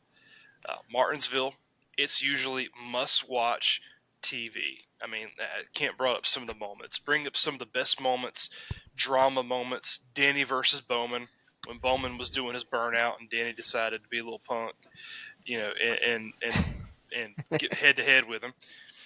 The Hendrick 1-2-3 in the Reds last year. I mean, how cool was that? Seeing the three Hendrick Reds finishing 1, 2, 3. Kenza spinning Logano as Kent mentioned. Denny wrecking Chase. The Hail Melon. It is must watch TV as long as it's not cold and snowing, right, Blake and Or Cole? sleeting. Yeah, Oh my gosh. it's must watch TV. But I think Blake has some really pertinent information regarding the tires of this track and how that will play a factor this Yes, weekend. great news. So, and I want to play this off. You said that in the old gen car that the winner came from outside of top 15. So the old Jenna car, Yeah. most of the time, the drivers finished inside the top 10, or they I started in the top 10. Okay, With yeah. with the new gen, the The last opposite. 5 races, no one has no yeah no one has that has started inside the top 10 has won the race, Oh and wow. no one has won from the front row since Jimmy back in 2013. So interesting trend there. Yeah. Sure. That's kind of ironic cuz you used to be able to kind of pass a good amount of that old car, but this new car when the it debuted in Martinsville in 2022, the tires they brought some hard as rock tires. I remember, and I want to set this up because the tires have not been good for racing at Martinsville until last fall. The tires that they brought produced train racing. There's a huge train track that goes right behind Martinsville Speedway. There was no difference in watching that train go by the track and seeing what's going on the track. But last fall, they brought a tire package that was really, really good. The softest tires that they've ever brought on the left sides. And this created a lot of passing opportunities and a lot of tire wear. And you are able to see Blaney charge at the end of the race last year. And he was able to pick them off one by one. And if they were in the tires that they had been bringing, your first or second place guy would have won. But this creates a lot of passing. This creates a lot more bumping. The aerodynamics on the short track won't matter as much. Praise God. Super excited about that. Um, and the tires that, if you're not sure what kind of tires I'm talking about, these are the same tires that were ran at Bowman Gray this year. So even at a quarter-mile track like Bowman Gray, tires still mattered, and it mattered almost perfectly. They weren't blowing out, but you had to manage it a little bit. And also the option tire at Phoenix, that's the exact same tire that they're bringing, except everybody's racing them at Martinsville. Um, you look at the forecast, there is a 75% chance of rain on It's gonna Sunday. rain. It's going to rain It's gonna rain. on Sunday, is what it's looking like. Now, in fairness, it looks like that most of that rain will be in the morning. Um, Maybe they have to start the race on your wet weather tires, which are very treaded We get tires. the wets. Cole, we Yeah, get the wets. The wet yeah. tires. I like wet tires. And your wet weather tires, they look a lot like, they're very similar to the tires you might see that are on your everyday vehicle. I mean, they're obviously made more for a race car, right? But they're going to look more like what's on your vehicle. And um, those could play a factor in on Sunday. They won't race if it's puddling on the track, but if it's just damp, they will run those in. You've seen a lot of strategy play in. You look at Watkins Glen, I want to say in 2023, I believe. Mm-hmm. That's going to probably be your um, best reference on how that strategy can play in, and also uh, the first race in Richmond last year. Those will be two good races to see how the wet weather tire can play in. Blake, let me ask you a question. So, All right. from your tire perspective, can you explain to the listeners what the effect of going from pavement to concrete is going to have on those tires? Yeah, so the pavement's going to be just a little bit rougher because that has the rocks, right? And so that's going to grade the tires. That's going to be the more cheese grater effect, right? It can do that, but it's going to do it a little bit differently. Still, that concrete is still really rough. So with an old track like Martinsville, they're still going to wear. It might just do it a little bit differently. And but there's with the rain potentially coming, you do have some potential for a tire strategy with the wet weathers this week. So stay tuned in for that. And I will say these tires normally do really, really well in the heat, but the Clash, um, because the reason I say that, it was pretty warm at the fall race at Martinsville last year for the first half, and that's where you had most of your cautions. When the track cooled down, that's when you didn't have as many cautions. So at the Clash, the heat, um, the outside temperature was still cold and it still had wear. So normally your storyline would be like, well, the hotter it is, the more it's going to wear. These tires can still bring wear even if it's not 80 to 85 degrees outside. So that's some good news for Sunday, especially if there's a lot of lingering cloud cover for the track. You ain't gonna get nowhere near 80 this weekend. No, it looks like the maximum it'll be on Sunday might be around 70, and that's on the high end.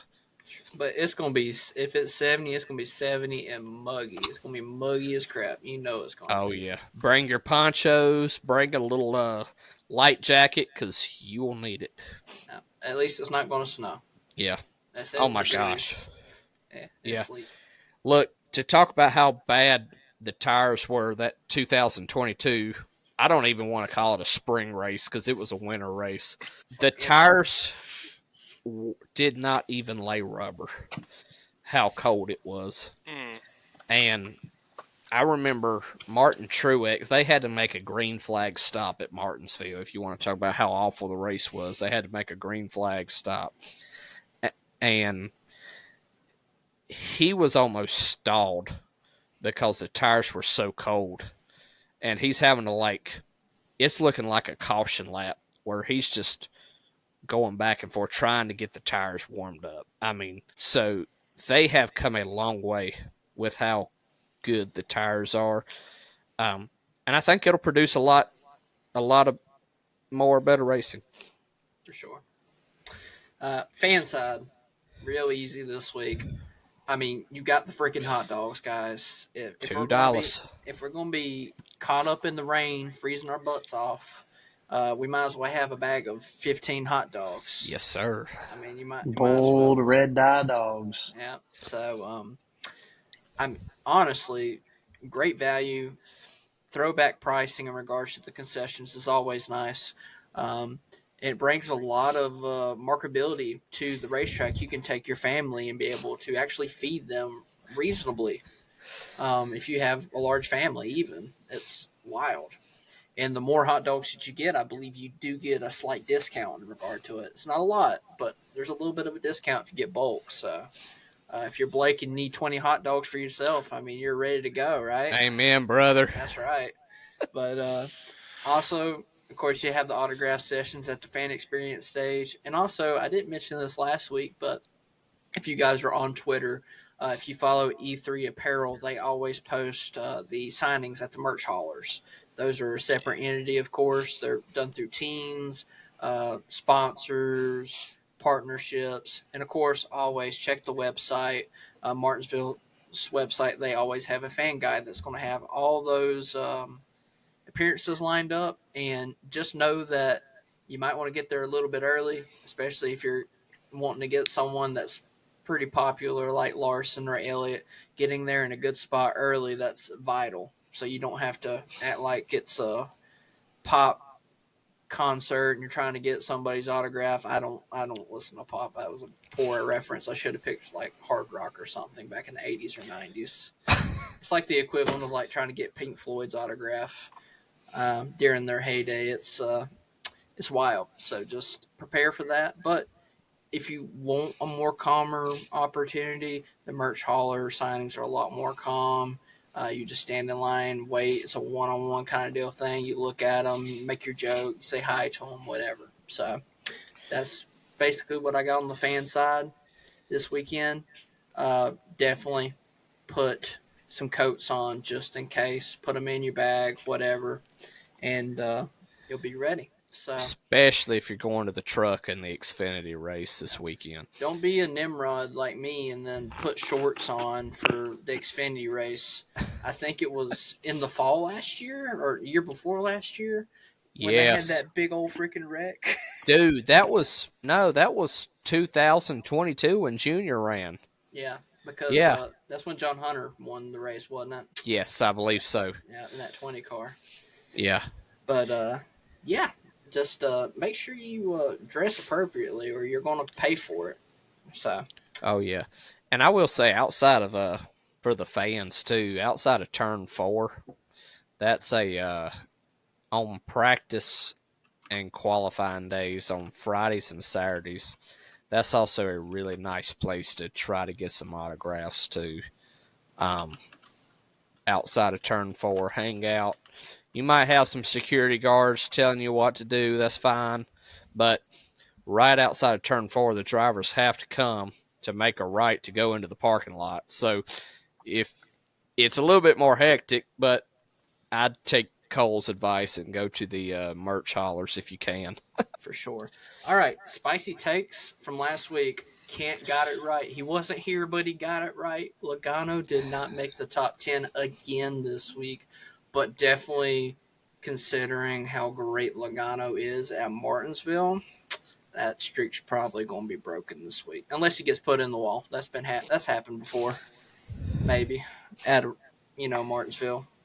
So I had the sweep with Larson, of course. I was pretty close, but no cigar on that. Sam Mayer took charge of that for us. And Austin said there was going to be no top 10 for Larson in the Cup car, and he ended up winning the race. Yeah, So that's I ain't mad about it. yeah. Neither am I. And Blake had Dinger at a top 5, and he was just outside a little bit. But great car performance by Colleague there, and that's definitely what you want to see if you are a Colleague car. Well, given that Kent got the spicy take, we'll let him go last so he can ponder a little bit longer. But I'm going to say the guy that was the most off was Austin, so we're going to throw it to him first. I'm gonna say that the streak is broken, and somebody from the front row wins at Martinsville. Okay, that's pretty darn spicy. Huh?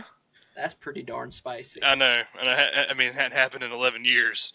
12, yeah, 11 years. So All right, Blake, what do you got there, bud? You know what? I'm going to say Gio Ruggiero is going to win the truck race. It's a good racetrack for him, I I'm would say, I'm given his I'm background. interested. He runs that bull ring up in Connecticut or wherever he does, and so I'm gonna say Gio gets his first win this week. Yeah.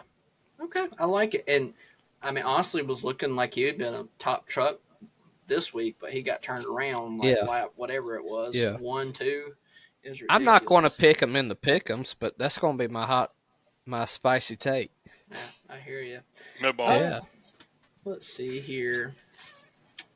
You know what? I'm going to say Ryan Priest finishes second this week. Second or first. I ain't gonna say a top 3. I'm gonna say second or first. I'll say Priest. He's got great momentum.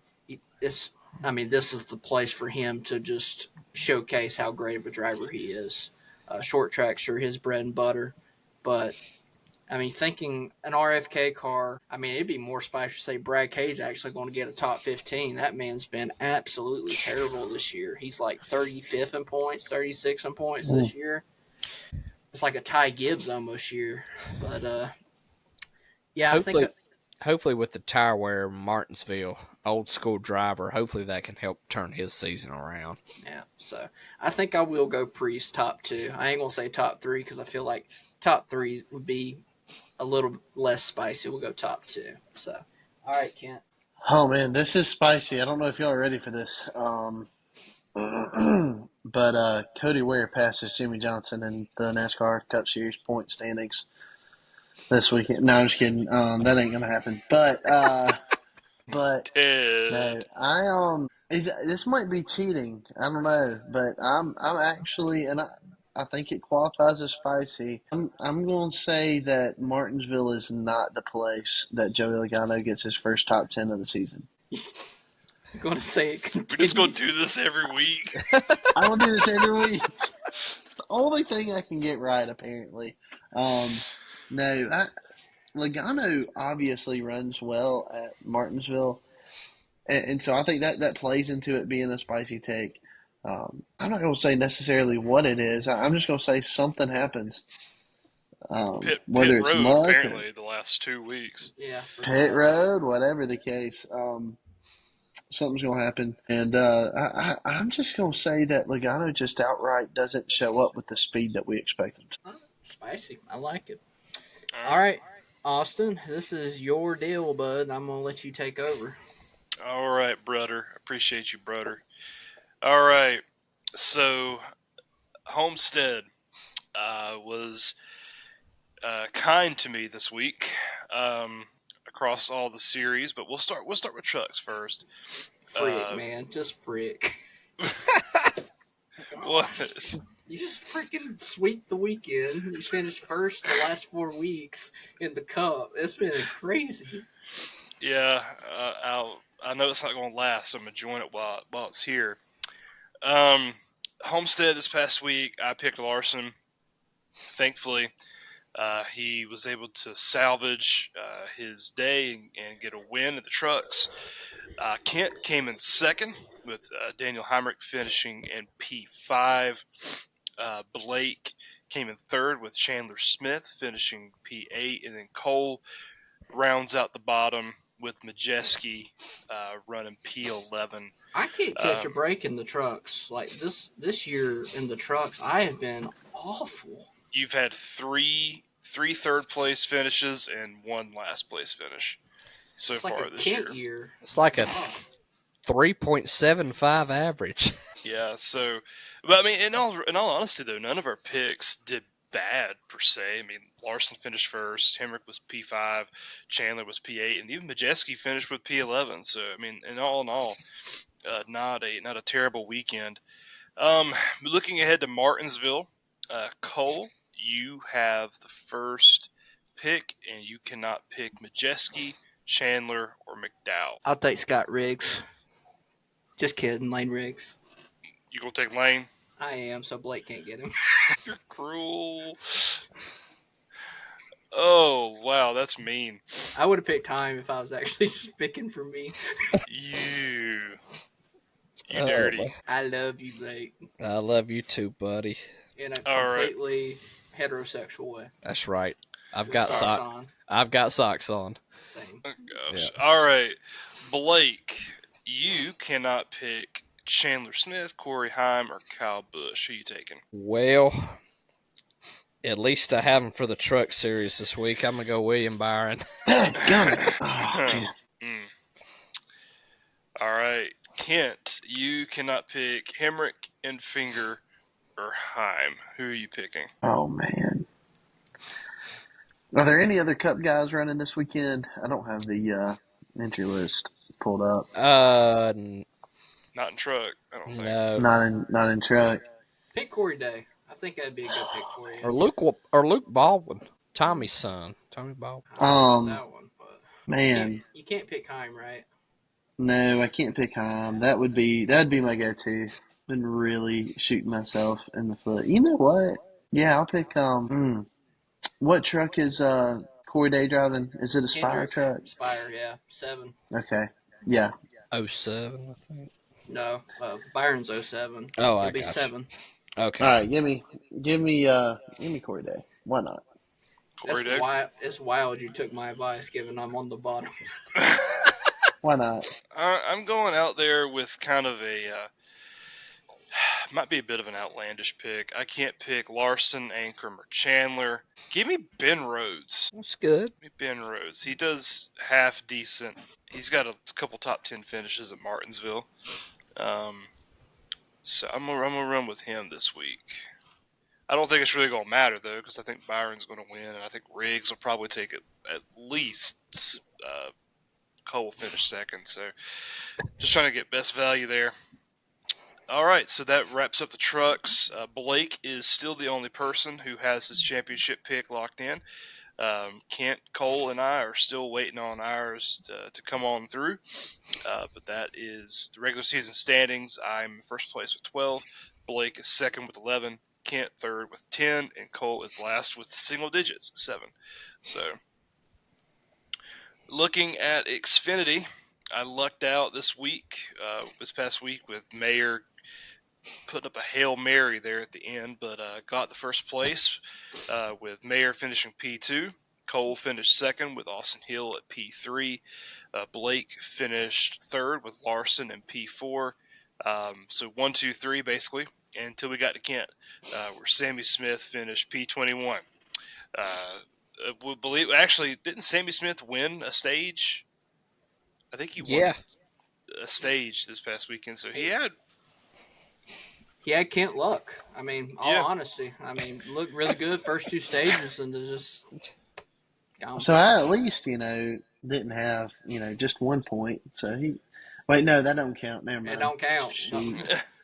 Whatever. Sorry. I already Anyways. tried, buddy. I tried. Yeah, dadgummit. so, All right, so who are the who are the Cup guys on the entry list this weekend for the Xfinity race? Nobody. Nobody. Almirola's your only guy that has and you Cup can't experience. pick Almirola. I can't pick Almirola. Wonderful. Lee. Poor guy. When I picked Almirola, what did he do? I picked him earlier. He finished P2 at and Vegas. One of y'all picked the winner. Cole One of y'all picked picked Allgaier. Allgaier. Yeah, dadgummit, Cole. Hey, I gave you Allgaier 1 week. I don't want to hear it. Oh, me. So I get the first pick, right? Yes, sir. You can't pick Allgaier either. Whoopee. This is what we call painting yourself in the corner here. He's going to go with Greg Van Alst. Oh man. Let's give me Carson Quaffle. All right. It's a good pick. He was my second on my tier for sure. All right, Blake, you cannot pick Chastain, Bowman, or Travis Quapple. So basically, you could pick everybody but Quapple. Give me that 19, Eric Almirola. Good. Piece of crap. All right, Coleman, you cannot pick Mayer, Love, or Lil Gator. Who you rolling with? Between 2, you know what? I'm gonna go with the one that's not textbook. Give me Sanchez this week. I hate you. That was gonna be mine. Well, just pick Sammy Smith. That was gonna be mine. Man, I just think tough. he's a good value. Yeah, he is. I don't like. That's why I was gonna pick him. There's another good pick, I think, still on the table that no one has mentioned yet. Brandon Jones. Thanks, Cole. You're welcome. I can't pick Zilich, Creed, or Love. Jesse Love.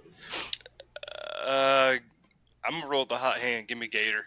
Could win 3 in a row. You can do it. All right. So looking at how things are shaking up. Regular season standings. Cole is currently in first place with Xfinity with 18. I'm second with 17. Blake is third with 13 points, and Kent is last with 12. I'm coming for you, Kent. I'm coming. Taking that last space. You can't have it. It's mine. All of us have our championship predictions locked in. I have Allgaier. Cole has Zilich. Kent has Love. Blake has Hill. And that's how we're looking for Xfinity. Looking at Cup. All I need is love. That's it. Looking at Cup this past week, I took the top spot with Larson finishing P1. Cole finished second with Reddick finishing P8.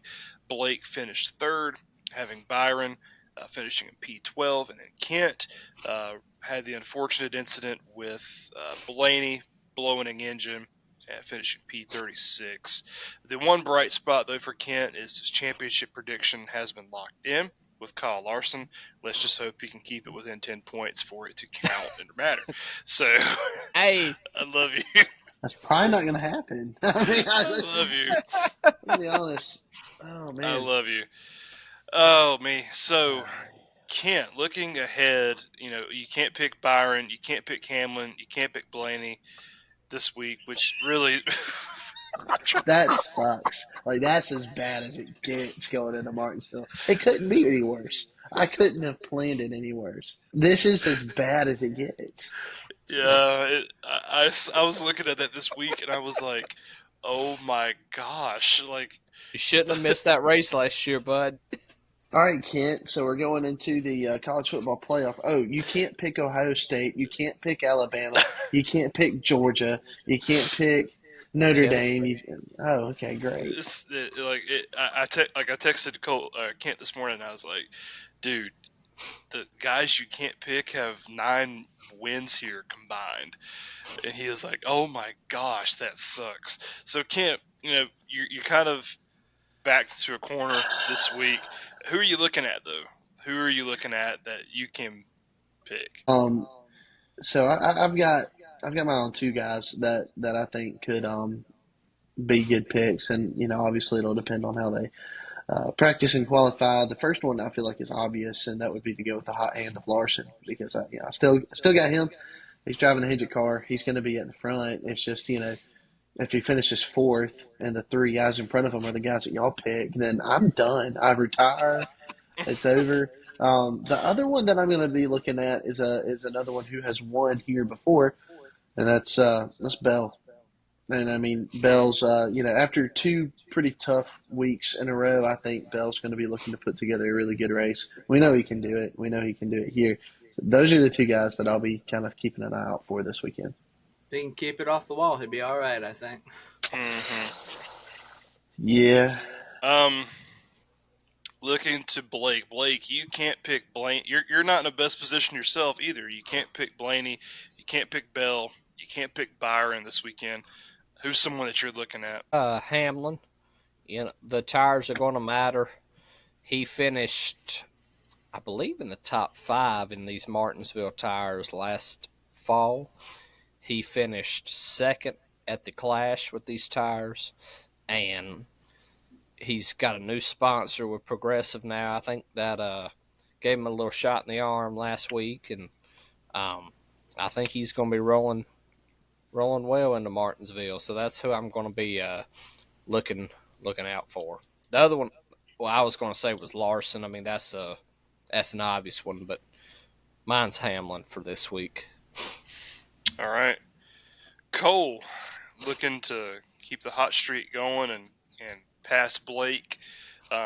You can't pick Kosovar. You can't pick Logano. You can't pick Reddick. You're in a pretty good position this week. Who are you looking at this weekend? Ryan Blaney. That's it. I mean, he's got 2 wins here, and he's due, right? He's going to cut a tire on the third lap. I mean, Maybe he don't pick picked him. him. Don't Maybe he pick. Yeah, picked him. well, okay, that's true. That's true. You picked him, so he's going to lap the field. So, anyway. Oh, man. I pick last this week.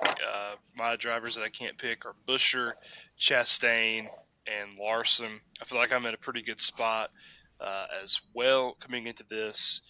Um, honestly, a guy I'm looking at is Byron.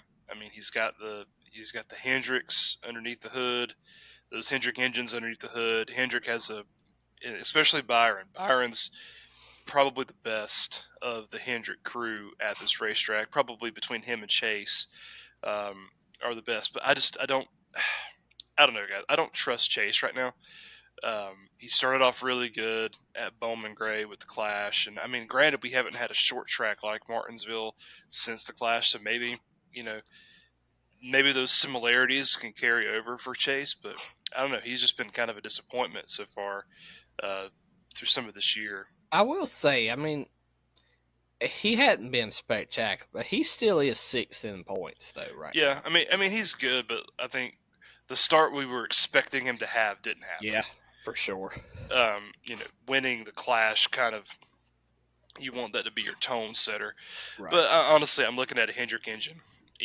I've saved 3 Hendrick picks for this weekend. I've saved Byron, potentially for this weekend because just how good Hendrick usually runs here. But yeah, that's who I'm looking at. I'm looking at Byron. He won here. He's won here a couple times before. I think he's got the potential to do it again.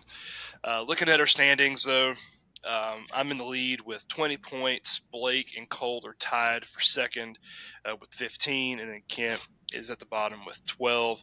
As I said, Kent locked in his championship prediction this past weekend with Larson, and I have mine locked in with Bell. So we'll see what happens with Martinsville. We'll see how things shake up. Got 2 short tracks in the span of 3 weeks, so we'll see what happens. For sure, for sure. All right, that's all we got for this week. Next week we got Throwback Weekend. I always look forward to this weekend. Some of the coolest paint schemes, unless your name is Chase Elliott. And we are really looking. Gosh, that Carla What's up with Edwards. that? That was awful. It's not even close, man. It's not even the same colors. Like, Denny's by far has the best. That Oh yeah, with the Carl back. So far, Yeah. I'm excited to see. There's a they've hinted towards what William Byron's is going to be. I'm ready to see a Pepsi throwback. Like that would be pretty sick. But like Pepsi anyway. Max, like the dark black scheme that he used to run. Yeah. That'd be That'd dope. be But nice. I'm thinking like that 2004 paint scheme that he won with at Talladega. Like man, that's a classic. Anyways. But we always look forward to Throwback Weekend. And I think go ahead. I think Barry has the most interesting one so far. Throwing Especially it back to IndyCar. IndyCar, It's not bad. It's It's not just different. NASCAR. Yeah.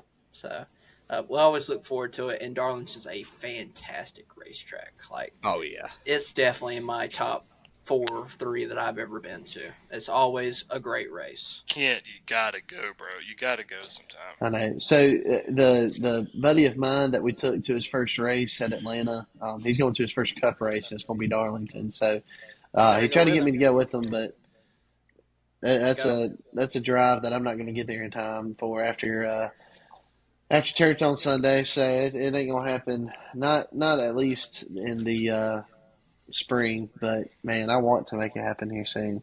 Just take your personal helicopter. Jeez, man. Yeah, I know. Golly. All these excuses. Gosh. All I hear is blah, blah, blah. All right, ladies and gentlemen, we are out of here. We appreciate y'all listening as always, and enjoy the short track racing, baby. It's just short track racing.